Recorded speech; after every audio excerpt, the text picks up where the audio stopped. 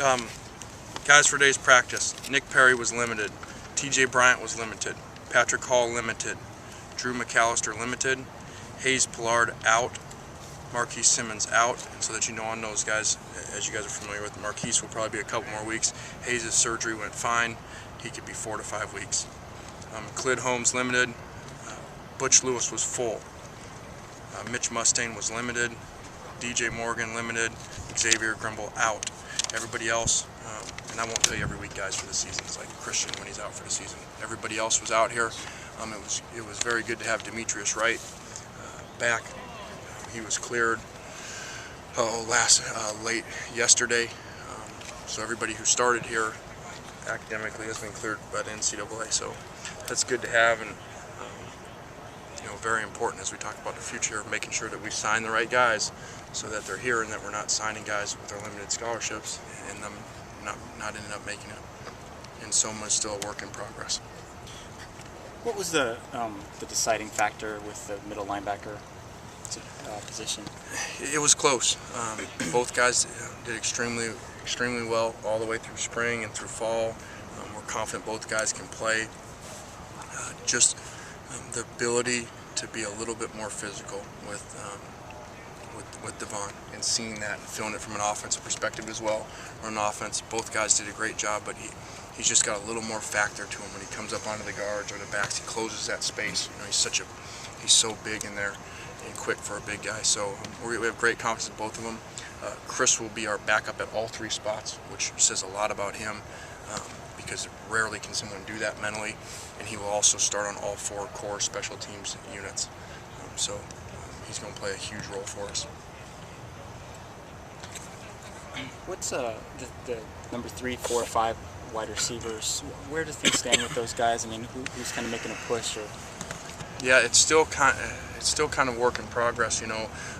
We look to play a lot of guys this week, and we'll still be in a evaluation process with all our players, but especially as we look at these first couple games, we look to play a lot of guys, especially with the heat that we're going into this first week, to still figure this thing out. I said it the other day, you don't know your team you never know your team the first year that you're there.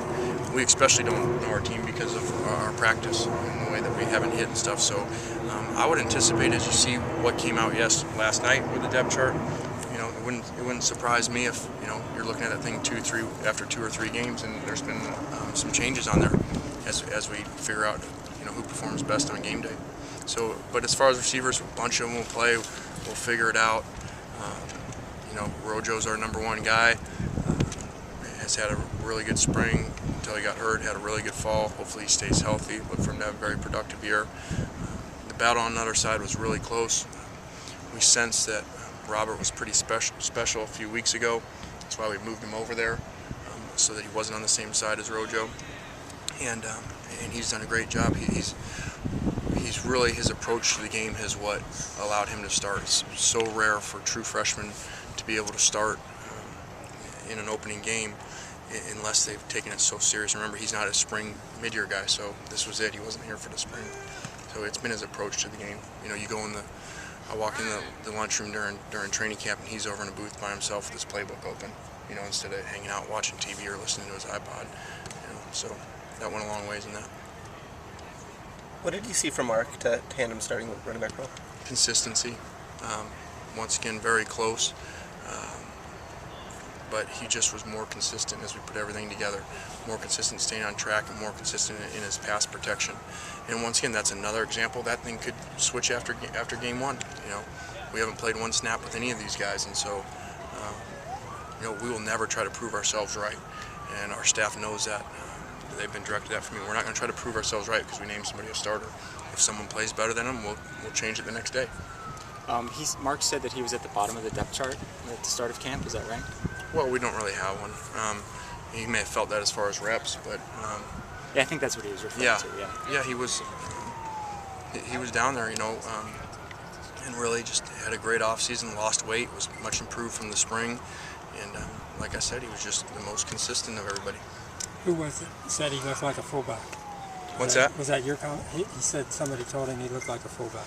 Well, I don't think I said that, but maybe I did to motivate him. we actually had a conversation. My dad and Ogeron, when we got here, were trying to steal him for linebacker, because they were hearing the stories about, what a great athlete he is, and when we got here, he was down on the previous depth chart, as you guys know. They were trying to steal him to play with a linebacker, but I think they tried to recruit him, and it didn't go very well. He came out of the room, he wasn't smiling very much. So I'm glad that he didn't give in. With Butch being full go today, would you expect him to be starting next week? I think so. As long as he maintains to be full throughout the week, that most likely would be the case. Anything jump out looking back at the tape from Thursday? Not really, because of we only ran 40 plays on offense.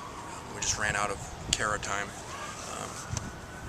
because it took so long to get over there to do the stretching, to do the warm-ups, to teach our guys everything about game day. I wanted to stay out there longer to get more plays, but we continued to be in compliance, and so we had to stop practice after 40 plays over there. But so there wasn't really that much that came out of that. But it was good for the guys to get in their uniforms and be in the Coliseum.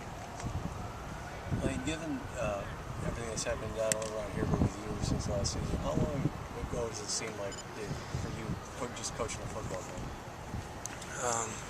Long time, yeah, it does. It seemed like a long time ago that we came here.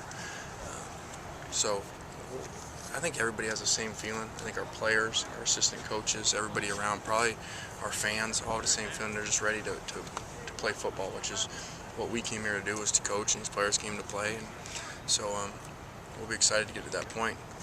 But we still have a lot of work to do between now and then. And there's a lot of motivation for these guys. They've been through a lot. I've said it before, the wrong people are being punished. You got all these players getting on a plane to Hawaii. They can't play in a bowl game that had nothing to do with any of this, weren't even here. So, but it is what it is. They can't control that. And what they can control is having the same goal that we always have, win every game that they allow us to play. All right.